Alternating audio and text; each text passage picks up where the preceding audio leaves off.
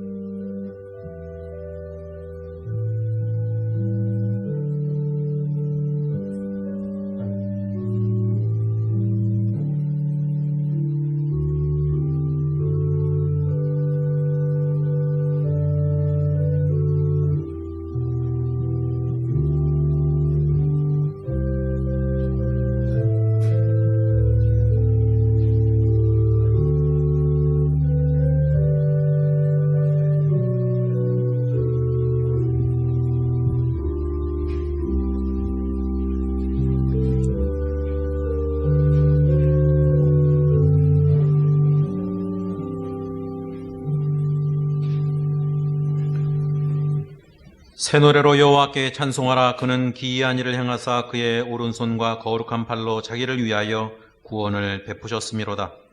여호와께서 그의 구원을 알게 하시며 그의 공의를 문 나라의 목전에서 명백히 나타내셨도다. 그가 이스라엘의 집에 베푸신 인자와 성실을 기억하셨으므로 땅 끝까지 이르는 모든 것이 우리 하나님의 구원을 보았도다. 온 땅이여 여호와께 즐거이 소리할지어다. 소리내어 즐겁게 노래하며 찬송할지어다. 수금으로 여호와를 노래하라. 수금과 음성으로 노래할지어다. 그가 땅을 심판하러 임하실 것이미로다. 그가 의로 세계를 판단하시며 공평으로 그의 백성을 심판하시리로다. 저희를 사랑하시는 하나님 아버지, 오늘도 주님의 은혜를 사모하고 또 하나님을 예배하고자 하는 하나님의 백성들이 모였습니다. 오늘도 하나님은 은혜를 베풀어 주시고 하나님의 말씀에 순종하는 삶을 살아갈 수 있도록 결단하는 예배가 될 수 있도록 은총을 베풀어 주옵소서. 예수님의 이름으로 기도합니다. 아멘. 다 같이 일어나셔서 찬송가 615장 부르겠습니다.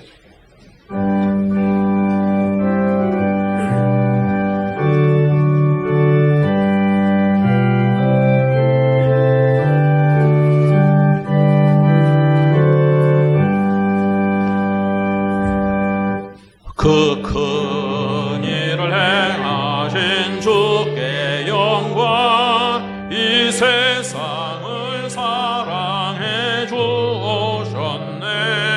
우리 죄를 위하여 죽으시사 저 영원한 생명문 여시었네. 우리 주 높이세 귀한 말씀 우리 주 높이세 모두 기뻐하며 주 예수님 힘입어 하나님께 그 행하신 큰 역사 찬양하세.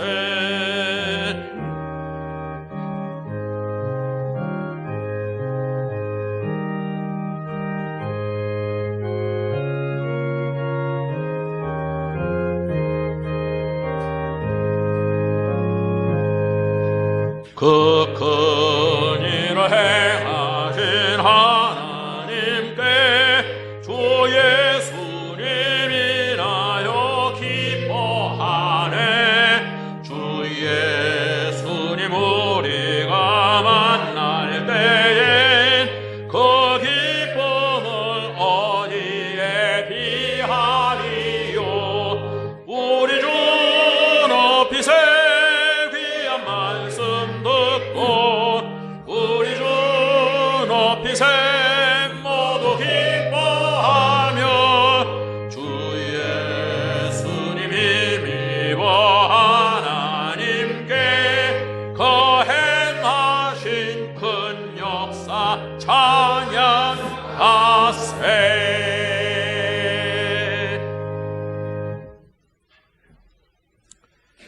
지난 한 주간의 삶을 돌아보며 하나님 앞에 참회의 기도를 통성으로 잠시 드리겠습니다.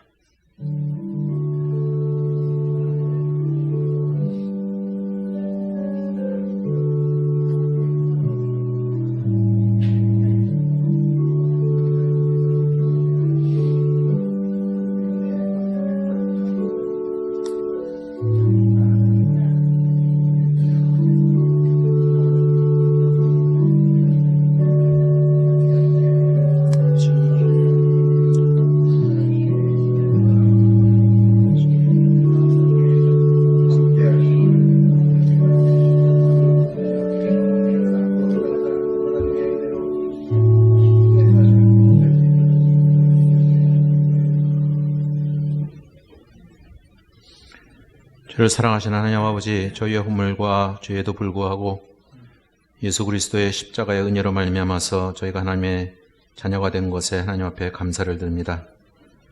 그럼에도 불구하고 저희의 되풀이되는 삶 가운데서 죄와 씨름하며 또한 때로는 죄의 유혹에 빠질 때도 많이 있었음을 이 시간 고백합니다. 그때마다 십자가를 바라보게 하시고 저희 마음속의 내적 갈등 가운데서 벗어나서 주님의 은혜에 거하는 삶이 될 수 있도록 저희들을 붙들어 주시옵기를 원합니다. 많은 사람들이 세상을 탓하지만 사람들 마음속에 있는 죄된 죄의 근성으로 인해서 저희가 죄의 생활을 되풀이하는 건 아닌지 이 시간 다시 한번 돌아볼 수 있도록 은혜를 베풀어 주시옵기를 원합니다. 때로는 주님의 은혜를 잊어버릴 때가 너무도 많이 있습니다.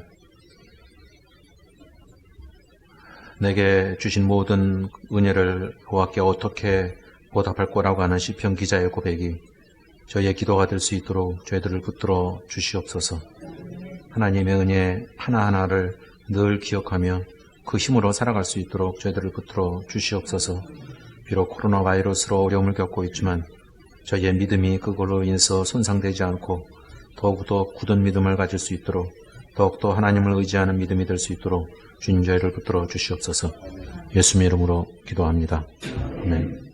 전능하사 천지를 만드신 하나님 아버지를 내가 믿사오며 그 외아들 우리 주 예수 그리스도를 믿사오며 이는 동정녀 마리아에게 나시고 본디오 빌라도에게 고난을 받으사 십자가에 못 박혀 죽으시고 장사한 지 사흘 만에 죽은 자 가운데서 다시 살아나시며 하늘로사 전능하신 하나님 우편에 앉아 계시다가 저리로서 산 자와 죽은 자를 심판하러 오시리라. 성령을 믿사오며 거룩한 공예와 성도가 서로 교통하는 것과 죄를 사하여 주시는 것과 몸이 다시 사는 것과 영원히 사는 것을 믿사옵나이다. 아멘. 다 같이 앉아서 찬송가 199장 부르겠습니다.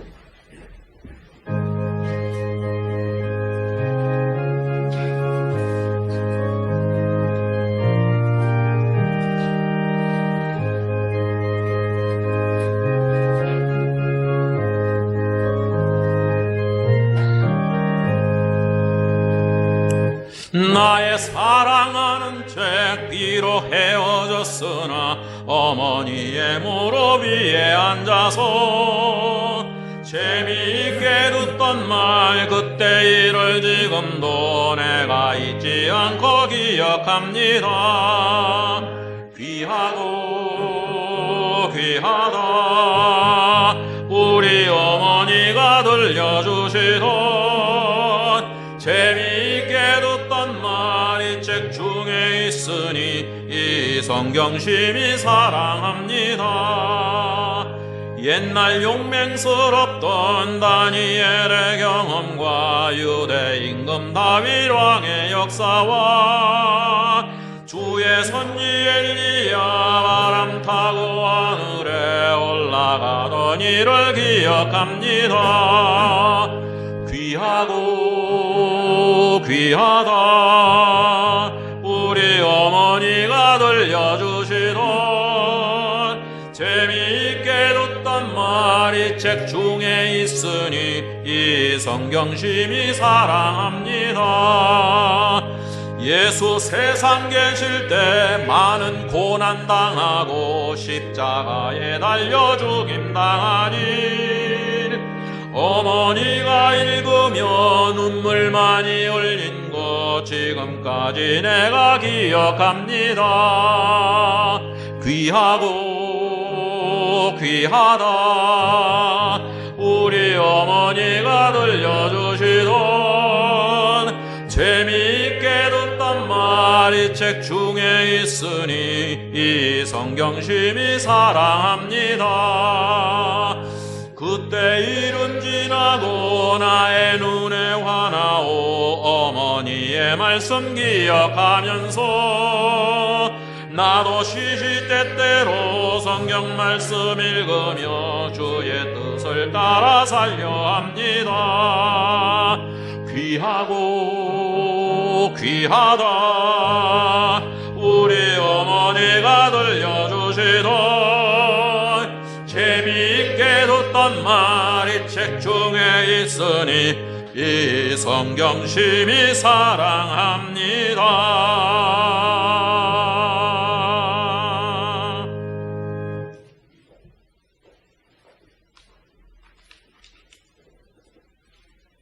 기도드리겠습니다.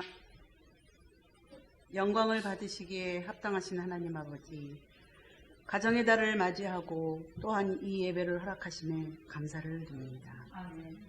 이 시간 저희 모두가 마음과 정성을 다하여 감사의 제단을 쌓기 원하오니 받아주시옵소서.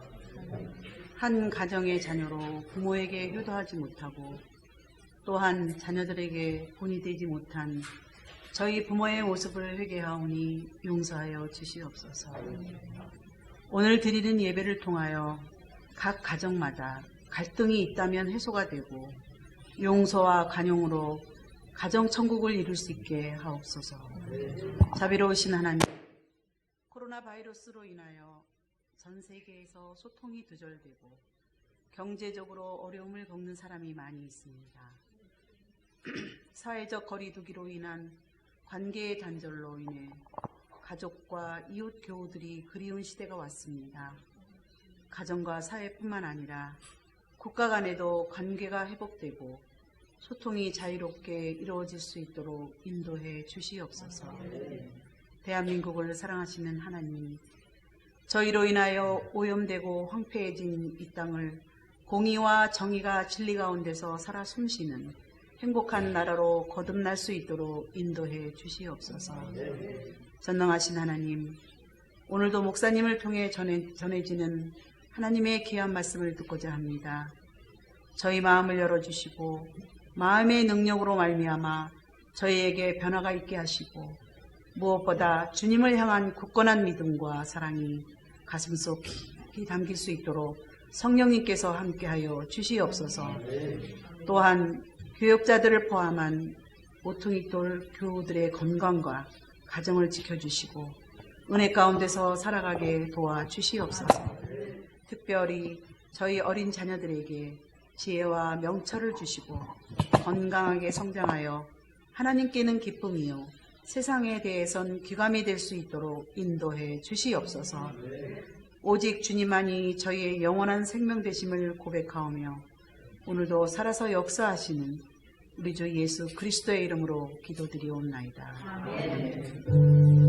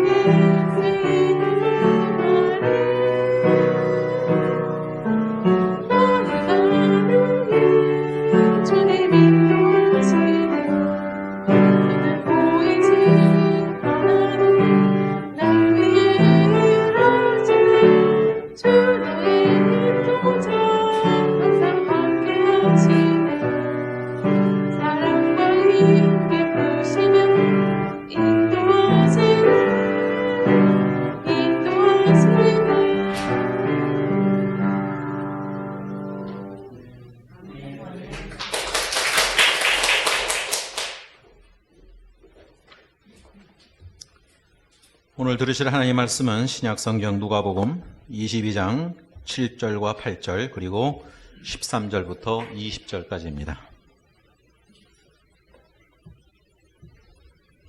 누가복음 22장 7절과 8절 그리고 13절부터 20절까지입니다.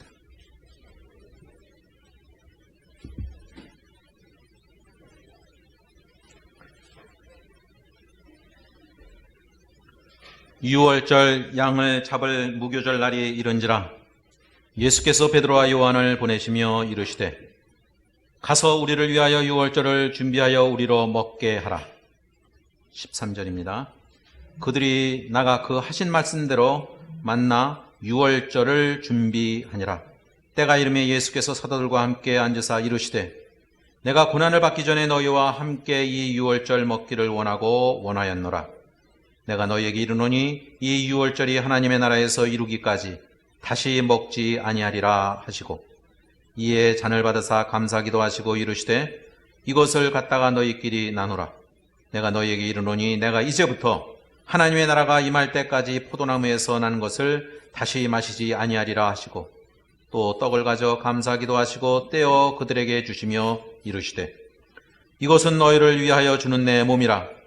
너희가 이를 향하여 나를 기념하라 하시고 저녁 먹은 후에 잔도 그와 같이 하여 이르시되 이 잔은 내 피로 세우는 새 언약이니 곧 너희를 위하여 붓는 것이라.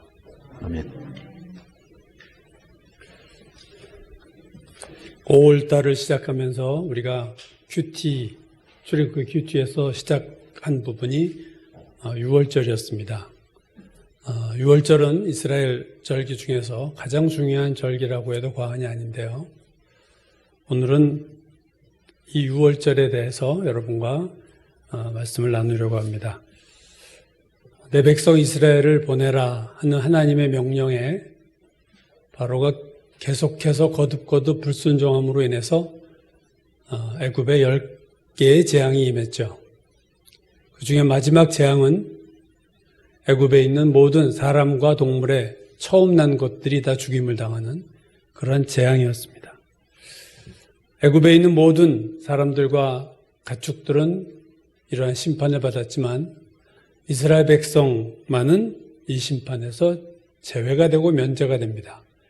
그 면제된 이유는 그냥 이스라엘 백성이니까 가만히 있어도 되는 게 아니라 이스라엘 백성이 거하는 집에 문의 양기둥에 어린 양의 피를 바르고 문 위에 있는 가로대 인방에 또 피를 바름으로 인해서 죽음의 사자가 그 집을 그 피를 보고 넘어가는 그 방식을 통해서 이스라엘 백성들을 다 살려주신 거죠. 출애굽기 12장 13절에서 하나님 이런 말씀하셨어요. 내가 애굽 땅을 칠 때에 그 피는 너희가 살고 있는 집이라는 표가 될 거다. 내가 피를 볼 때 너희를 넘어가리니 재앙이 너희에게 내려 멸하지 아니하리라. 이 6월 넘어간다. 넘어 지나간다. 죽음이 피를 보고 넘어갔다. 이게 바로 6월절이죠. 그래서 이 6월절이 갖고 있는 첫 번째 의미는 죽음이 넘어갔다. 죽음을 당하지 않았다. 한 것이 첫 번째 의미고 두 번째 의미는 이 6월절에 이스라엘 자손이 애굽을 떠났다는 의미가 있습니다. 출애굽기 12장 17절 너희는 무교절을 지키라. 이날에 내가 너희 군대를 애굽 땅에서 인도하여 내었습니다. 그러므로 너희가 영원한 규례로 삼아 대대로 이날을 지킬 것이니라. 이스라엘 백성이 애굽을 떠난 날입니다. 6월절이. 그러면 그 떠난다는 의미가 뭐냐? 이스라엘 백성이 애굽을 떠난다는 의미는 이제는 더 이상 노예가 아니라 그들이 자유인이 되었다는 거죠. 즉 하나님께서 이스라엘 하나의 민족 국가로 세우기 위해서 200만 명이라는 어떤 인구수를 애굽에서 늘리신 다음에 그들에게 두 번째로 자유를 주셔서 자유 주권을 회복하고 이제는 국가 구성 요소에 하나 나머지 하나인 땅만 남아있는데 그 가나안 땅을 향해서 이제 출발하게 하신 거죠. 하나의 이스라엘을 국가로 세우시는 이 사건을 오늘 6월절에 나타나는 겁니다. 이 6월절이 되게 중요하다는 의미는 하나님께서 모세에게 6월절이 시작되는 그 달에 대해서 이런 말씀하셨어요. 출애굽기 12장 2절 이 달을 너희에게 달의 시작, 곧 해의 첫 달이 되게 하라. 그러니까 6월절 출애굽하는 그 달이 그 날일자가 있는 그 달이 한 해의 첫 번째 달 1월이라는 거예요. 시작하는 달이라는 거죠. 그래서 이 달을 해의 첫 달이 되게 하라. 이 달은 어떤 달이냐? 신명기 16장 1절 보면 아비벌이라는 말이 나옵니다. 아비벌을 지켜 내 하나님 여호와께 6월절을 행하라. 이 아비벌에 내 하나님 여호와께서 밤에 너희를 애굽에서 인도하여 내셨다. 아비벌. 이 아비비라는 단어는요, 우리가 이스라엘의 수도 텔아비브 할 때 그 아비브와 같은 단어입니다.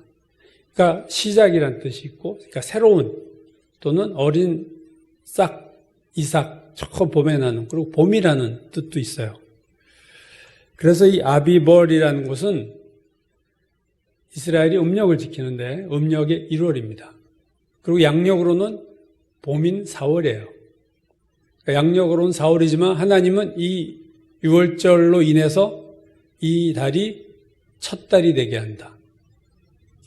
의미 있는 새로운 영적인 출발점으로 이 6월절을 삼은 거죠.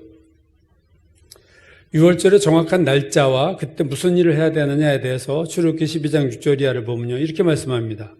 이달 열 나흔 날까지, 그러니까 아비벌 14일째죠. 14일에 양을 이렇게 잡고 있다가 해질 때에 그 양을 잡고 그 피를 좌우 집 문설주와 임방에 바르고 그 밤에 그 고기를 불에 구워 무교병과 쓴 나물과 함께 먹어라. 그러니까 아비벌 14일, 이게 6월절인데 해가 진 다음에 그 14일 해가 진 후에 양을 잡아서 피를 바르고 밤에 그 고기를 무교병과 쓴 나물과 함께 먹어라. 이 무교병, 즉 누룩이 들어가지 않은, 부풀지 않은 빵을 우리가 무교병이라고 그러는데 없을 무자니까요. 이게 두 번째 절기가 시작되는 거예요. 무교절이 시작됩니다. 6월절에 이어서 무교절이 시작되는데 이 무교절의 시작에 대해서 레위기는요, 아비벌 15일을 얘기하고 있고요. 출애굽기 보면은 아비벌 14일 저녁이라고 얘기하고 있어요. 이게 좀 다른데, 이게 다른 이유는요, 유대인들의 하루에 대한 개념이 우리와 다른 거예요. 유대인들은 해가 질 때부터 하루가 시작되는 거예요. 그래서 그 다음날 해가 질 때까지가 하루입니다. 그래서 안식일에 이제 이 개념이 나타났는데, 유대 종교법에 따르면 안식일은 금요일 해가 지기 직전에 시작돼서 토요일 밤하늘에 별 3개가 나타나는 저녁 때까지다. 이렇게 아주 규정을 해버렸어요. 그러니까 안식일은 저녁 해질 때부터 금요일, 그 다음날 토요일 날 해 질 때까지가 안식일이에요. 아침부터 저녁까지가 안식일이 아니고. 그래서 여러분 요한복음 19장 31절을 보면요, 예수님 십자가에 달려 돌아가셨을 때 유대인들이 빌라도에게 이 시신들의 다리를 빨리 꺾어서 치워달라. 이제 안식일이 된다. 그날이 금요일이었거든요. 그러니까 예수께서 금요일날 오후에 돌아가셨으니까 좀 있으면 해가 져요. 그럼 이제 안식일이 들어가는 거예요, 해가 질 때. 그러니까 이제 아무것도 못하니까 시신 수습이 안 되니까 시신들 빨리 다리를 꺾어서 빨리 죽어야 십자가에서 내리니까 그 요청을 빌라도에게 하는 것을 볼 수 있습니다. 해가 지면 하루가 시작되는 거예요. 참 특이하죠.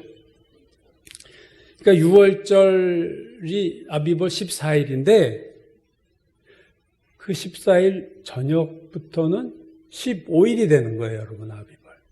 그러니까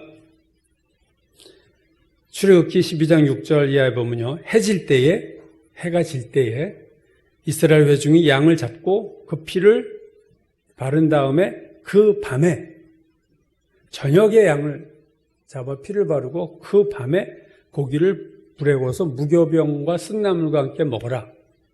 그러니까 아비벌 14일 해가 진 때부터는 무교절이 시작되는 거예요. 6월절이 끝나고 무교절이 시작되는 거예요. 참 특이한 거죠. 하루가, 아비벌 14일이 절반은 6월절이고 해진 후부터는 무교절이 되는 거예요. 무교절은 일주일입니다. 그러니까 유월절 다음에 바로 붙어서 무교절인데 유월절은 하루고 무교절은 일주일이에요. 근데 일주일 동안 무교병을 먹죠. 쓴나물하고. 이스라엘의 절기가 유월절을 포함해서 7가지 절기가 있습니다. 유월절 첫 번째, 그 다음에 무교절 붙어 있다고 그랬죠. 그 다음에 무교절 중에 초실절, 처음 열매를 딴다 해서 초실절이 있고, 그 다음에 우리가 잘 아는 50일째가 되는 날 오순절이 있습니다. 그리고 그 다음에 나팔절이 있고, 대속죄일이라고 해서 이스라엘 온 민족의 죄를 1년에 한 번 제사 드리는 대속죄일이 있고, 그 다음에 초막절이라는 게 있어요. 우리가 봄절기, 가을절기라고 하는데 봄절기가 유월절, 무교절, 초실절, 오순절 이게 봄절기고 가을절기라는 것이 나팔절에서부터 시작돼서 대속죄일과 초막절입니다. 근데요, 이스라엘뿐 아니라 모든 나라에 어떤 이 국경일이 있죠. 기념일이 있습니다. 우리나라에도 3.1절이 있고 광복절이 있잖아요. 근데 우리나라를 보면 모든 나라의 그 기념일은 어떤 사건이 발생하면 그 사건이 발생한 날에 그 사건을 기념하는 식으로 그 기념일이 정해집니다. 즉 사건이 먼저 발생하고 나중에 그 날짜에 사람들이 그 날짜에 의미를 부여해서 지키는 것이 기념일이죠. 근데요, 성경에 나오는 절기는요, 사건이 발생하기 전에 그 절기가 만들어져요. 그리고 그 절기를 하나님이 명령합니다. 유월절을 지켜. 이런 일이 앞으로 발생할 거야. 그러니까 사건이 아직 안 났는데 하나님이 유월절을 제정합니다. 사건이 일어나기 전에 만들어지고 사람이 만든 것이 아니라 하나님이 만든 절기가 이스라엘의 절기예요. 레위기 13장 2절에 보면요, 이것이 나의 절기들이니 너희가 성회로 공포할 여호와의 절기다. 여호와의 절기들이다. 7째 날은 여호와의 안식일이고 첫째 달 열 날은 여호와의 유월절이고 15째 날은 여호와의 무교절이다. 꼭 앞에 여호와의를 붙여요. 사람의 기념일이 아니라 하나님이 정하시고 사건 발생하기 전에 정하시고 그 다음에 사건이 일어나는 방식으로 이스라엘의 절기가 구성되어 있다는 것이 참 독특한 거죠. 그러니까 6월절이 아직 안 왔는데도 하나님이 몇 주 후에 너희들이 이런 일을 해. 피를 발라놔. 그럼 내가 죽음을 넘어가게 할게. 이렇게 해서 6월절이 만들어진 거예요. 그 빵을 먹어서 무교절이 된 게 아니라 무교절을 정하고 그날에 무교병 먹으라는 거예요. 하나님이 이런 식으로 절기를 정하셨어요. 그래서 우리가 여호와의 절기, 여호와의 유월절 이렇게 부르는 거죠. 자, 그렇다면 이 여호와의 절기들 7개, 7대 절기가 있고 크게는 3대 절기가 있는데 이게 우리와 전혀 상관없는, 오늘날에 우리와는 전혀 상관없는 구약 이스라엘 민족의 절기에 불과하냐 하는 거죠. 그렇지 않습니다. 이 이스라엘의 모든 절기는요, 예수 그리스도와 연결이 되어 있어요.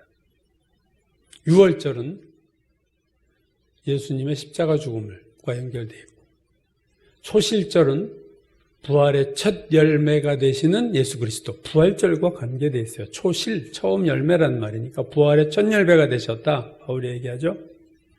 나팔절은 가을절기의 시작인 나팔절은요, 나팔 소리와 함께 주님이 재림하시는, 재림을 상징합니다. 그러니까 지금 이스라엘의 절기 중에서 예수 그리스도와 관련해서 이루어진 것은 오순절까지 이루어진 거예요. 즉 봄절기는 다 이루어졌습니다. 유월절 일어났고 초실절 일어났고 오순절 하나님 그리스도의 영이 임한 것까지 이루어졌고요. 이제 남은 가을절기가 주님의 재림 시에 일어날 일들, 나팔절부터 시작해서 마지막에 주님과 모든 하나님의 백성 함께 거하는 초막절까지 이스라엘 절기는 예수 그리스도와 연관되어 있기 때문에 이건 유태인의 거야, 이렇게 우리가 취급할 수 전혀 없다는 거죠. 구약에 나오는 모든 절기는 그런 의미에서 예수 그리스도와 관련된 사건들, 장차 일어날 예수 그리스도에 관련된 사건들의 그림자가 되고 하나의 예표가 되는 거예요. 앞으로 이런 일이 일어날 거야 라는 것의 하나의 상징이 되는 거예요. 그러니까 이스라엘 백성이 출애굽할 때 만들어진 유월절은 장차 1500년 이후에 일어날 십자가에서의 어린 양 예수 그리스도의 죽음을 통한 진정한 유월절에 대한 그림자가 되는 거예요. 세례 요한은 일찍부터 예수님을 유월절 어린 양으로 보았어요. 요한복음 1장 29절. 세례 요한이 예수님 보고 하는 말이죠. 보라, 세상 죄를 지고 가는 하나님의 어린 양이로다. 어린 양을 잡는 건 유월절이거든요. 물론 레위기 제사에서 어린 양을 드리는 여러 가지 또 제사도 있지만 핵심은 그래서 세상 죄를 지고 가는 하나님의 어린 양이다. 구약의 출애굽 때는 짐승 어린 양이 이스라엘 백성의 죄를 지고 죽음을 당했지만 신약에 와서는 예수께서 모든 인류의 죄를 지고 우리를 위해서 죽음을 당하셨다. 세상 죄를 지고 가는 하나님의 어린 양이다. 바울은 고린도전서 5장 7절에서 더 분명히 얘기했어요. 우리의 유월절 양, 곧 그리스도께서 희생되셨느니라. 그리스도를 우리의 유월절 양, 이렇게 얘기하고 있어요. 우리의 유월절 양이다. 주님은 우리의 유월절 양이다. 결국 구약이 말하는 유월절의 어린 양은 예수 그리스도의 십자가 죽음을 상징하는 거죠. 베드로도 베드로전서 1장 18절 19절에서 이렇게 말합니다. 너희가 알거니와 우리 조상이 물려준 헛된 행실에서 대속함을 받은 것은 은이나 금같이 없어질 것으로 된 것이 아니요 오직 흠없고 점없는 어린 양과 같은 그리스도의 보배로운 피로 된 것이다. 어린 양과 같은 그리스도의 보배로운 피로 우리의 죄가 대속함을 받았다. 오늘 본문 누가복음 22장에서 예수님이 베드로와 요한에게 명령을 내리셨죠. 유월절 양을 잡을 무교절이 이른지라. 유월절 양을 잡을 무교절, 우리가 지금 봤던 무교절이 이뤘어요. 아비벌 15일이 된 거예요. 이제 예수께서 베드로와 요한을 보내시며 이르시되 가서 우리를 위하여 유월절을 준비하여 우리로 먹게 하라. 유월절을 준비해서 우리로 먹게 하라. 이 말은 어린 양을 잡아라. 그거 우리가 먹게 하라. 그 얘기죠. 유월절 어린 양을 잡아라. 하고 베드로와 요한에게 지시를 하신 거예요. 예수님은 자신이 유월절의 어린 양이라는 것을 확실히 말씀하시기 위해서 유월절 날짜에 맞춰서 십자가에서 죽으신 거예요. 그날에 돌아가셨어요. 아비벌 14일에 돌아가시고 그 바로 저녁부터 이제 안식일이 이제 되니까요. 그죠? 그때는 이제 다음 금요일로 넘어간 거죠. 그러니까 구약의 유월절의 직접적인 의미는 애굽의 10번째 재앙을 하나님이 피하시게 하신 방법이었어요. 어린 양의 피를 발라서 죽음이 재앙에 넘어가게 하신 것이 구약의 유월절의 직접적인 의미지만 동시에 이 유월절은 장차 진정한 어린 양 되시는 예수 그리스도 메시아께서 우리를 위해서 어린 양이 되어서 돌아가실 그 흘리신 피에 대한 예고편인 거예요. 구약의 출애굽은 예수님의 십자가의 예고편이다. 그림자다. 오늘 본문을 보면 유월절 식사 준비를 하라 하신 다음에 우리가 잘 아는 이 제자들과의 마지막 만찬 또는 최후의 만찬이라고 하는 그 만찬 내용이 나오죠. 이 마지막 만찬은 오늘날 교회가 행하는 성만찬 예식의 원형입니다. 오늘 본문 17절 누가복음 22장 17절 보면 이에 잔을 받으사 감사기도 하시고 이르시되 이것을 갖다가 너희끼리 나누라. 19절 또 떡을 가져 감사기도 하시고 떼어 그들에게 주시며 이르시되 이것은 너희를 위하여 주는 내 몸이라. 너희가 이를 행하여 나를 기념하라. 떡과 잔을 주시면서 이것이 나의 몸이고 이것이 나의 피다. 그리고 이 떡과 포도주를 먹고 마심으로 나를 기념하라. 이 말씀하셨어요. 나를 기념하라.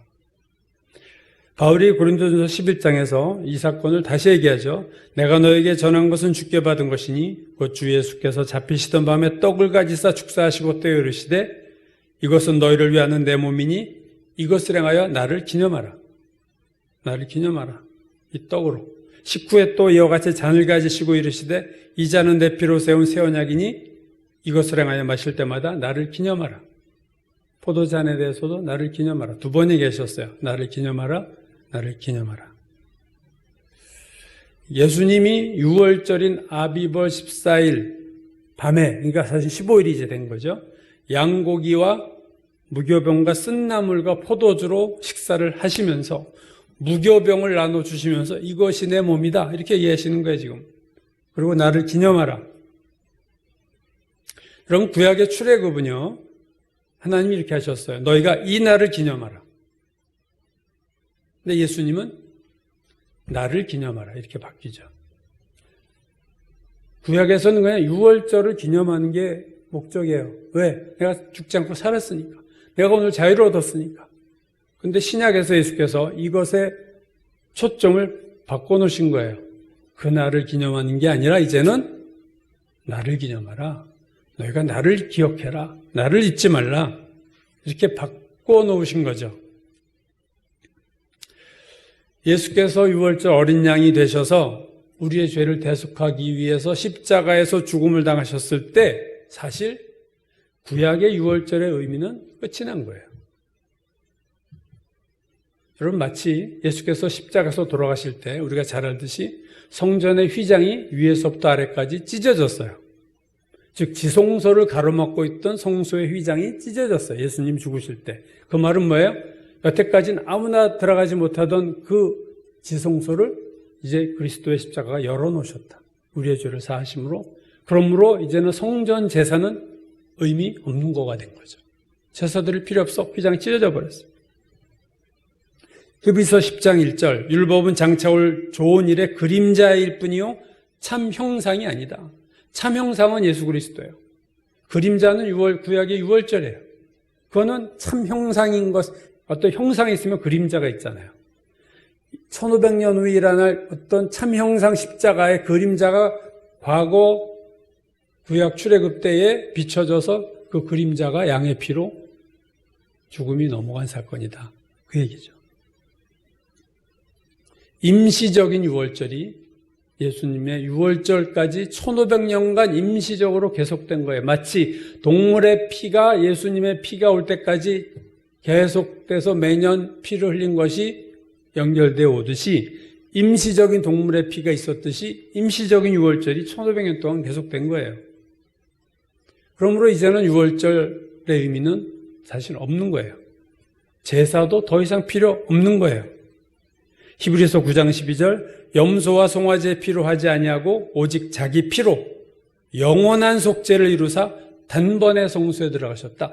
영원한 속죄예요. 이젠 또 속죄할 필요 없어요. 매년 속죄할 필요 없어요. 동물의 피는 매년 1년 유효기간 1년 동물의 피는 속죄가. 그러나 영원한 속죄를 이루사 단번에 영어에서 once and for all 한 번에 끝을 내버렸었어요. 예수님의 십자가가 6월절이에요. 진짜 6월절은 십자가였어요. 더 이상의 제사 필요 없고 더 이상의 동물의 피 필요 없어요. 예수님 피 한 번이면 족한 거예요. 그러므로 이제는 우리가 6월절을 기념하는 게 아니라 예수 그리스도를 기념해야 되는 거죠. 예수님이 나를 기념하라. 그래서 여러분 6월절은 축제입니다. 페스티벌이에요. 뭘 기념하는 거예요? 우리 자유를 얻었다. 우리는 죽음이 이제 없어졌어. 그죠? 출애굽 과거 구약에서 종살이 하던 우리가 이제는 자유를 얻었고 우리가 이제는 죽음을 당하지 않고 죽음이 넘어갔어. 신약의 6월절은 뭡니까? 죄에서 자유를 얻은 거예요.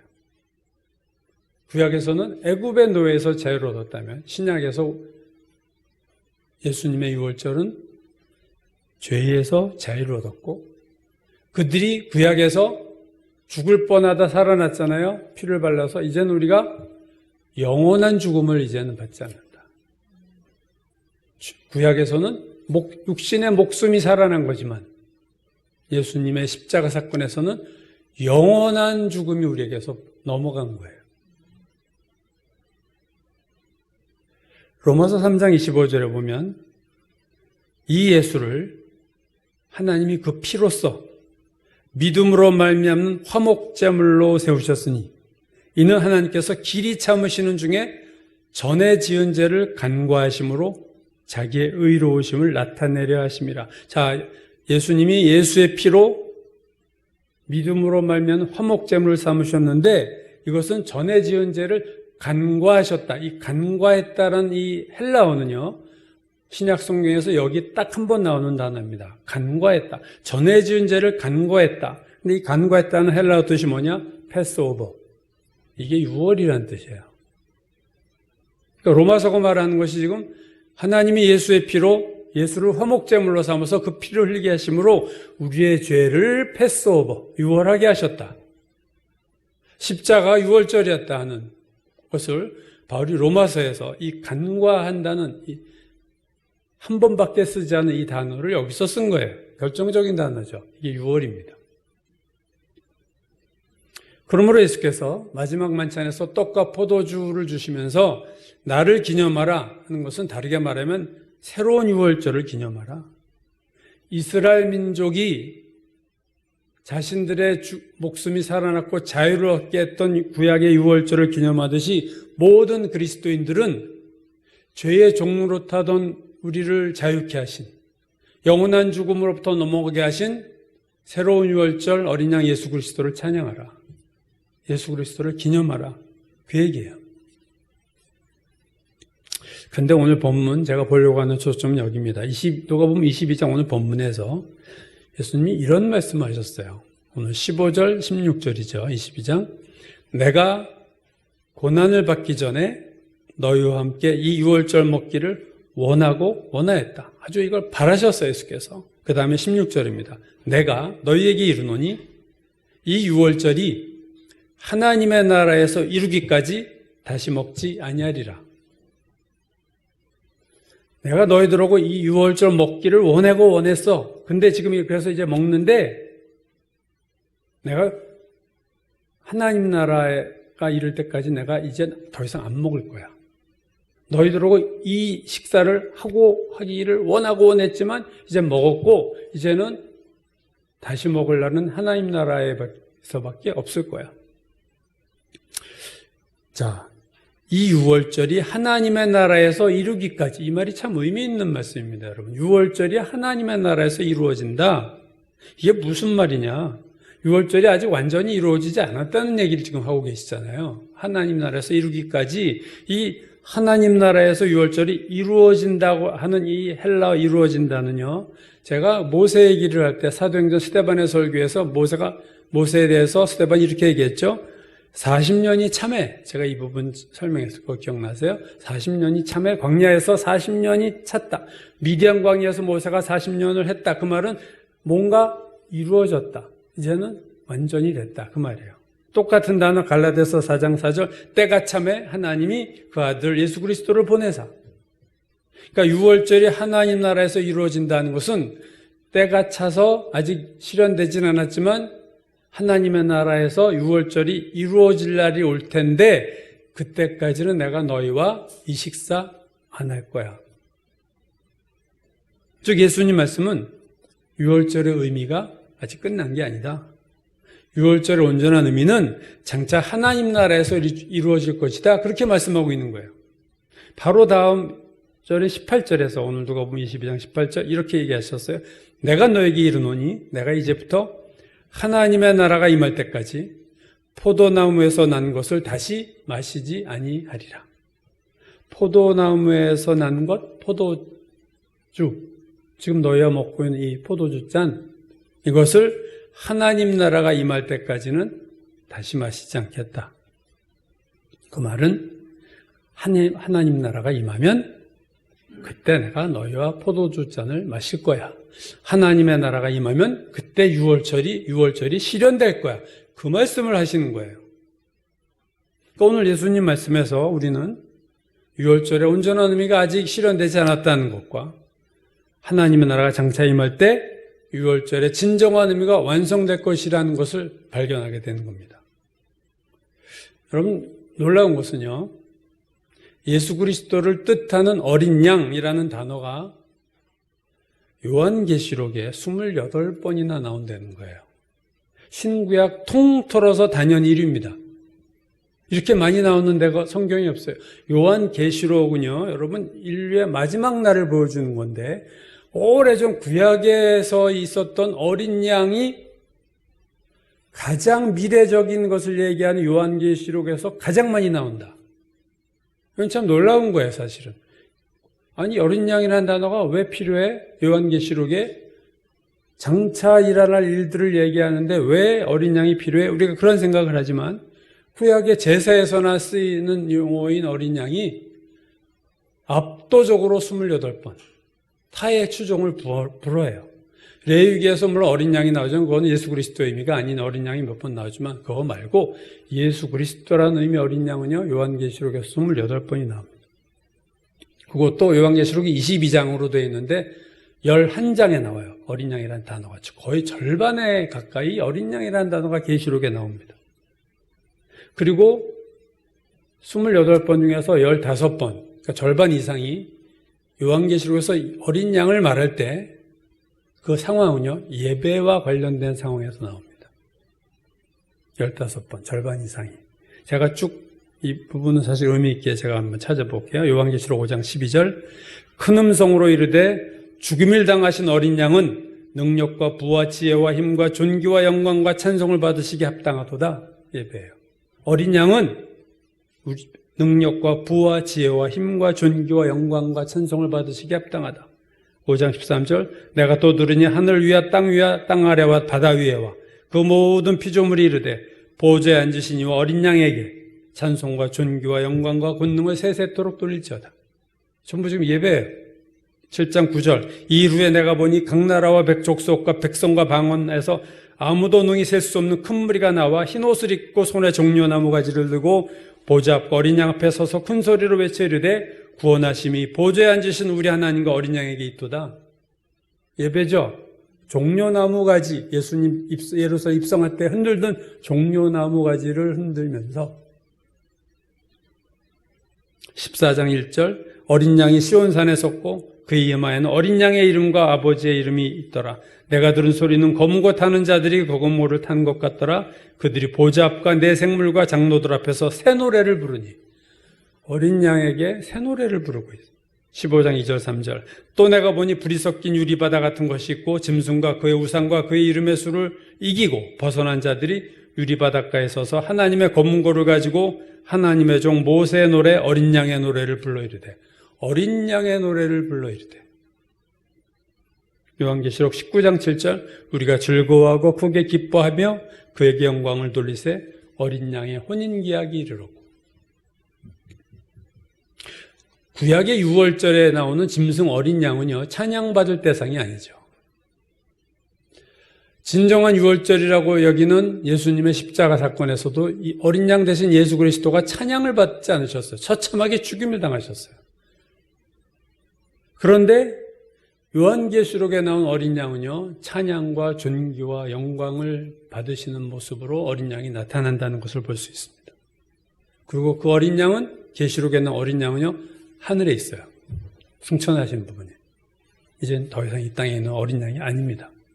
하늘에 있는 어린 양이 하늘의 예배 때마다 등장해서 찬양과 영광과 존귀를 받으시는 존재로 요한계시록에 나온다는 거예요. 앞서 제가 말씀드렸듯이 6월절은요, 축제입니다. 6월절을 이스라엘 말로 하그 해 아비브, 즉 아비브, 봄의 축제, 새로운 축제, 그런 의미예요. 애굽에서 자유를 얻었겠다. 죽음은 넘어갔겠다. 얼마나 페스티벌이 되는 게 당연하죠. 죽음이 넘어갔고 내가 노예에서 자유인이 됐는데 이거보다 좋은 일이 없어요. 할렐루야 하지 않을 수가 없어요. 여러분, 제가 질문 하나 할게요. 할렐루야라는 우리가 자주 쓰는 이 단어가 성경에 몇 번 나올까? 또 이 할렐루야라는 단어가 신구약 성경 어디에 나올까? 답은 할렐루야가 나오는 구약 성경은 딱 한 군데고요. 할렐루야가 나오는 신약 성경도 딱 한 군데예요. 어디일까요? 성경 퀴즈. 구약에서는요, 시편입니다. 시편에서만 할렐루야라는 단어가 나와요. 신약에서는요, 요한계시록에서만 나옵니다. 그리고 더 놀라운 것은 요한계시록 중에서도 이 4번의 할렐루야가 요한계시록이었는데 그 4번이 전부 요한계시록 19장에서만 나온다는 거예요. 다른 장에는 안 나와요. 요한계시록 19장에 할렐루야라는 단어가 4번 나와요. 신약 성경 전체에서 요한계시록 19장에만 딱 4번 나오는 단어가 할렐루야다. 그러면 요한계시록 19장은 무슨 사건이 있길래 할렐루야가 이렇게 반복되게 나오느냐? 이 요한계시록 19장이요. 바로 어린 양의 혼인잔치가 있어요. 19장 1절 이후에 내가 들으니 하늘에 허다한 무리의 큰 음성 같은 것이 있어 이르되 할렐루야 구원과 영광과 능력이 우리 하나님께 있도다. 3절 두 번째로 할렐루야 하니 그 연기가 세세토록 올라가니라. 4절 또 24장로와 네 생물이 엎드려 보호자에 앉으신 하나님께 경배하여 이르되 아멘 할렐루야 하니. 그리고 19장 6절 또 내가 들으니 허다한 무리의 음성과도 같고 많은 물소리와도 같고 큰 우레소리와도 같은 소리로 이르되 할렐루야 주 우리 하나님 곧 전능하신 이가 통치하시도다. 4번 나오죠. 그 다음 7절입니다. 바로 뒤에 우리가 즐거워하고 크게 기뻐하며 그에게 영광을 돌리세. 어린 양의 혼인기약이 이르렀고 그의 아내가 자신을 준비하였으므로 그에게 빛나고 깨끗한 세마포 옷을 입도록 허락하셨으니. 왜 할렐루야 하는지 아시겠죠? 어린 양의 혼인기약, 드디어 결혼식 날짜가 왔어요. 할렐루야. 역사가 기다리고 있던 어린 양의 혼인잔치가 이르렀고 그 아내가 신부가 준비가 다 끝났어요. 입장만 하면 돼. 그에게 빛나고 깨끗한 세마포 옷을 입도록 허락하셨으니. 여러분 우리가 할렐루야를 수도 없이 하지만 성경은요 할렐루야를 남발하지 않습니다. 신약에서 딱 여기서만 할렐루야가 4번 나와요. 진짜 할렐루야 할 때가 어딘지를 보여주는 거예요. 우리가 조금 우리 아들이 잘 됐다, 우리 딸이 잘 됐다, 할렐루야 그걸 넘어서 어린 양의 혼인잔치가 다가왔어. 할렐루야. 이건 되게 사실은 중요한 의미입니다. 예수께서 십자가 지기 전에 아까 누가복음 22장에서 마지막 유월절 식사를 하시면서 하신 말씀, 즉 이 유월절이 하나님의 나라에서 이르기까지 내가 다시 먹지 않을 거다. 내가 이제부터 하나님의 나라가 임할 때까지 포도나무에서 난 것을 다시 마시지 아니하리라 하신 이 말씀에서 이 예수께서 말씀하신 유월절이 하나님 나라에서 이루어지는 날, 예수께서 다시 축제의 포도주잔을 드시는 날이 바로 어린 양의 혼인잔치인 거예요. 이때는 포도주잔이 나오는 거죠. 이 날이 유월절이 온전히 실현 성취되는 날입니다. 요한계시록 21장을 보면요, 거룩한 성 새 예루살렘이 하나님께로부터 이렇게 내려오는 장면이 나오는데요. 21장 3절 보면요, 내가 들으니 사도 요한이 듣는 거예요. 보좌에서 큰 음성이 나서 이르되 보라 하나님의 장막이 사람들과 함께 있음에 하나님이 그들과 함께 계시리니 그들은 하나님의 백성이 되고 하나님은 친히 그들과 함께 계셔서. 그 다음 4절이 합니다. 모든 눈물을 그 눈에서 닦아주리니 다시는 사망이 없고 애통하는 것이나 곡하는 것이나 아픈 것이 다시 있지 아니하리니 처음 것들이 다 지나갔습니다. 보호자에 앉으신 이가 이르시되 보라 내가 만물을 새롭게 하노라. 아비벌 새롭게 한다. 여러분 유월절이 끝난 게 아니에요. 예수님에게서 유월절이 실현됐지만 아직 완전한 실현은 안 된 거예요. 출애굽의 유월절이 어제 유월절이고 예수님의 십자가가 오늘의 유월절이라면 미래 유월절이 있어요. 내일의 유월절이 있어요. 그날에는요 슬픔도 패스오버, 슬픔도 넘어가고 고통도 패스오버, 고통도 넘어가고 질병도 넘어가고 영원한 죽음도 넘어갈 거예요. 그날은 인간의 죄로 인해서 이 땅에 생기는 모든 것들이 다 패스오버하는 날입니다. 그게 하늘의 유월절 어린 양의 혼인잔치예요. 구약의 출애굽이 새로운 시작이었어요. 자유인으로서의 출발. 예수님의 십자가 유월절이 구원의 시작이었어요. 하늘의 유월절도 새로운 시작입니다. 처음 것들이 다 지나갔고 내가 만물을 새롭게, 모든 것을 하나님이 새롭게 바꾸는 아비브하는 그날이 우리에게 올 겁니다. 마태복음 22장에서 예수님은 천국을 이렇게 비유했죠. 천국은 마치 자기 아들을 위하여 혼인잔치를 베푼 어떤 임금과 같으니, 그러면서 그 임금이 사람들을 초청해요. 근데 사람들이 다 거절하죠. 나 밭에 가야 돼, 나 소도 사야 되고, 나 사업도 해야 되고, 나 결혼해야 돼. 다 거절했어요. 이런 미련함이 있나? 마태복음 25장의 열처녀 비유에서 지혜로운 5처녀는 혼인잔치에 들어가고 신랑에, 다 미련한 5처녀는 못 들어가죠. 마태복음 25장 10절. 그들이 기름을 사러 간 사이에 신랑이 오므로 준비했던 자들은 함께 혼인잔치에 들어가고 문은 닫힌지라. 수많은 사람들이 어린 양의 혼인잔치에 참석 못할 거예요. 왜요? 이 세상 살기 바쁘니까. 나 성공해야 되고, 나 행복하게 살아야 되고, 나 그거 초청 받아들일 수 없어. 여러분, 마지막 날에 임할 이 사건에만 할렐루야가 4번이는 이 사건, 어린 양의 혼인잔치에 참석하지 못하면요, 인생은 실패한 거예요. 이 땅에서 날구기는 사람도 이 땅에서 위대한 업적을 이룬 거 다 소용없습니다. 할렐루야가 4번 반복하는 그 자리에 들어가지 못하고 그 초청장을 받지 못한 것은 가장 정말로 탄식하고 땅을 칠 예요. 요한계시록 19장 7절 이하에서 이렇게 얘기하죠. 우리가 즐거워하고 크게 기뻐하며 그에게 영광을 돌리세 어린 양의 혼인계약이 이르렀고 그의 아내가 자신을 준비하였으므로 그에게 빛나고 깨끗한 세마포 옷을 입도록 허락하셨으니 이 세마포의 옷은 성도들의 옳은 행실이로다. 여러분, 세마포 흰 옷을 준비하셨나요? 옳은 행실. 말씀대로 순종하는 삶. 그게 세마포 흰 옷이에요. 그 옷을 입고 이 잔치에 참여합니다. 그날이 오고 있어요. 하나님과 어린 양 예수 그리스도께서 그날을 준비하고 계시고, 어린 양의 혼인잔치가 천국에서는 지금 여러분 결혼식 준비할 때 얼마나 많은 사람들이 바쁩니까?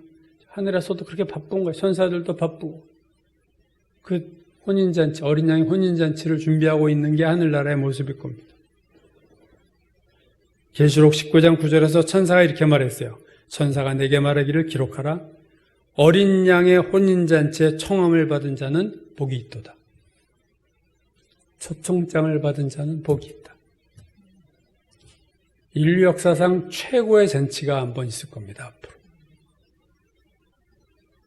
그 잔치에 여기는 우리 모두가 초청을 받은 자들이 되기를, 그 잔치를 간절히 소망하며 기다리는 여러분들이 되기를 주님의 이름으로 축원합니다.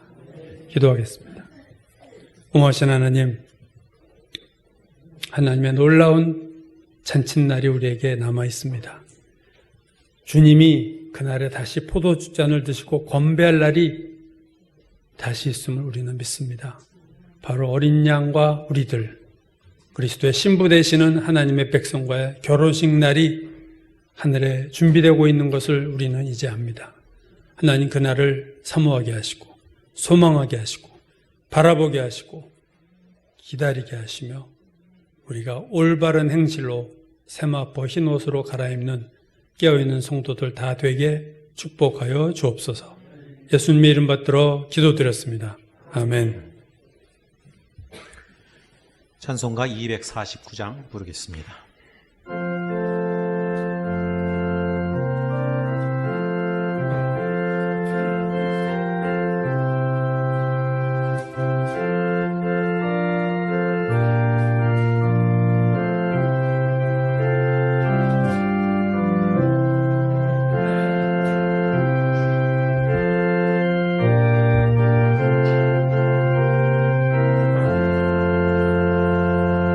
주 사랑하는 자가 찬송할 때에 주 보좌 앞에 둘러서 그 보좌 앞에 둘러서 큰 영광 돌리세 큰 영광 돌리세 저 밝고도 묘한 시온성 향하여 가세 내 주의 찬란한 성에 찬송하며 올라가세 주 믿지 않는 자다 찬송 못하나 하나님 자녀 된 자들 하나님 자녀 된 자들 그 기쁨 전하세 그 기쁨 전하세 저 밝고도 묘한 시온선 향하여 가세 내 주의 찬란한 성에 찬송하며 올라가세 저 하늘 황금길 나 올라갈 때에 시온성 언덕 위에서 시온성 언덕 위에서 수많은 천사들 날 인도하리라 저 밝고도 묘한 시온선 향하여 가세 내 주의 찬란한 성에 찬송하며 올라가세 내 눈물 다 씻고 늘 찬송 부르리 저 임마누엘 주 앞에 저 임마누엘 주 앞에 나 영광 누리리 나 영광 누리리 저 밝고도 묘한 시온성 향하여 가세 내 주의 찬란한 성에 찬송하며 올라가세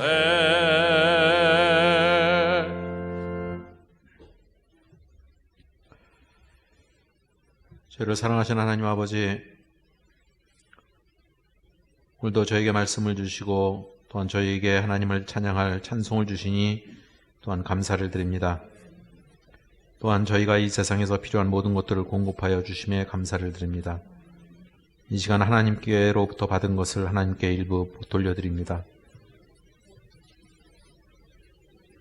하나님의 영광에 또한 하나님의 계획에 하나님의 뜻에 합당하게 쓰여질 수 있도록 주님 물질에 복 내려주시고 또한 저희 또한 앞으로 살아갈 인생에 필요한 것들도 하나님께서 공급해 주시고 또한 이 모든 것이 하나님께로부터 왔음을 고백하는 저희의 인생이 될 수 있도록 은총을 더하여 주시옵소서.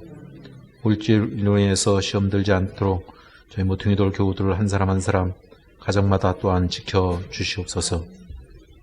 예수님 이름으로 기도합니다. 아멘. 네, 몇 가지 교회 소식 전하겠습니다. 어버이 주일이고요. 5월달이 가정의 달이고 가정을 하나님이 제일 먼저 창조하신 거 아시죠? 그래서 교회보다 먼저 창조하신 게 가정입니다.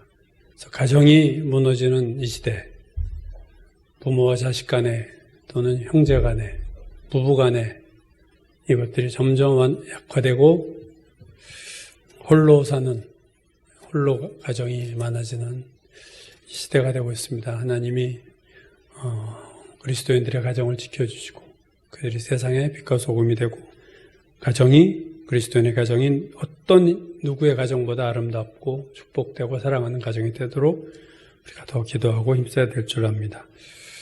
5월 20일이 그 유 목사님 아들 제이슨 결혼식이 미국에서 있습니다. 그래서 유 목사님이 77일 날 출국을 하실 거고 28일 날 들어오시지만 또 28일 들어오셔도 보름 동안에 또 그게 있을 거예요. 아직 우리나라는 또 해서 하여튼 다녀오신 일이 생겼어요. 여러분 위해서 기도해 주시고 결혼식을 위해서도 기도해 주시기 바라겠습니다. 기도 제목들이요. 우리나라 코로나가 언제 될지 참 이렇게 보이지가 않는데 위해서 기도해 주시고 내년 3월에 대통령 선거를 위해서 기도해 주시고 대학생들, 청년들 우울증이 20대가 제일 높다고 그래요. 지금 증가하는 폭도 제일 크고 어느 세대보다 20대, 30대가 힘들어하는 이 시대가 됐습니다. 여러분 위해서 자영업자들, 소상공인들 위해서 기도해 주시고 북한 주민들 고통당하는 위해서 기도해 주시고 하늘꿈학교 아이들 그들이 복음을 할 수 있도록 기도해 주시고 우리 교회 청년들을 위해서 그들이 건강하고 또 그들이 믿음이 바로 서고 하나님의 축복된 온전한 우리 세대보다 더 귀한 믿음의 자녀들로 거듭날 수 있도록 기도해 주시기 바라겠습니다. 오늘 장로님 가정 위해서 기도할 차례죠. 우리 두 분과 두 자녀 위해서 기도해 주시고 제이슨의 결혼식과 이 목사님 위해서 우리 잠깐 동성으로 기도하겠습니다. 고마우신 하나님 아버지 감사합니다. 오늘도 주님 우리 예배를 드리고 주님 앞에 이렇게 기도하게 하시니 감사합니다. 주님 이 나라를 불쌍히 여기시고 도와주시고 코로나로부터 지켜주시고 하나님의 귀한 지도자, 하나님이 세우신 지도자가 세워질 수 있게 도와주옵소서. 젊은이들이 너무 힘들어하고 하는 이 시대 하나님 그들을 도우시고 그들을 붙드시고 그들이 하나님을 만나게 하시고 하나님 그들이 정말 이 어려움을 통해서 주님과 나올 수 있도록 인도해 주시길 기도합니다. 고통 중에 있는 하나님 북한 주민들을 기억하시고 그들을 자유케 하여 주시기를 원합니다. 한국학교 아이들에게 주여 그들의 복음을 알고 장차 복음을 북한에 전하는 귀한 하나님의 일을 되게 주시옵시고 우리 청년들 하나님 건강 지켜주시고 모든 질병에서 아버지 해방되게 하시고 그들의 아버지 모든 길을 열어주시고 그들의 믿음의 자녀들이 다 되게 하소서. 우리 장로님 권사님 하나님 늘 함께 하소서. 믿음과 건강으로 모든 하는 일에 축복하시고 충만하게 도와주시고 용옥이와 주영이 그들의 믿음과 장래길과 그들의 건강과 만남의 축복을 예배해 주시고 도와주시옵소서. 제이슨의 하나님 결혼식이 있습니다. 하나님 그 아들의 결혼에 그 가정에 하나님의 복의 복을 더하여 주시고 이 목사님 건강하게 무사히 잘 갔다 올 수 있도록 주님 힘 주시고 도우소서. 믿습니다. 다 같이 일어나서 찬송가 236장 부르시고 축도함으로 예배를 마치겠습니다.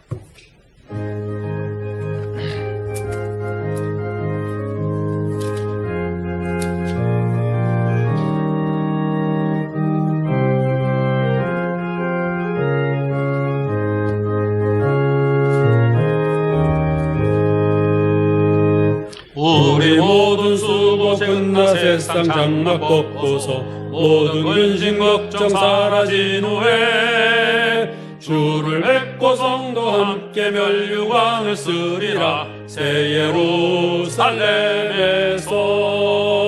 성도들이 함께 올 때 기뻐 노래하리라. 새 예루살렘 새 예루살렘 호산나를 높이 불러 왕의 왕을 맞으리. 새 예루살렘에서